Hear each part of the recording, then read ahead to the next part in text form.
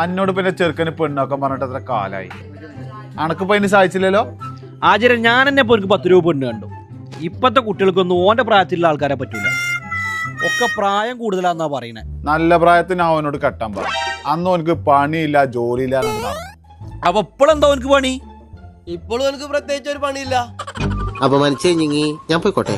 ഓനക്കിപ്പോ ഒരു പെണ്ണായാ മതി. അതിപ്പോ 2ാം ഘട്ടം ആയാലും കുഴപ്പമില്ലാന്ന് അയക്കല്. ഓനക്ക് 2ാം ഘട്ടം ഒന്നും വേണ്ട, ഓനക്ക് അല്ലാതെ തന്നെ കിട്ടും. ഇതങ്ങനെയല്ല ആചാര്യ. അങ്ങനെയാണെങ്കിൽ നല്ലൊരു കുട്ടിയുണ്ട്. ഇതെന്തും ഒരു ഡോക്ടർ കെട്ടി കാര്യം തീർത്തതാ. അതാവുമ്പോ വലിയൊരു പരിക്കും ഉണ്ടാവില്ല. ആ മൂത്താപ്പ അത് നടക്കൂട്ടില്ലേ? അതാകുമ്പോ കറക്റ്റ് സർവീസ് വെക്കാരം.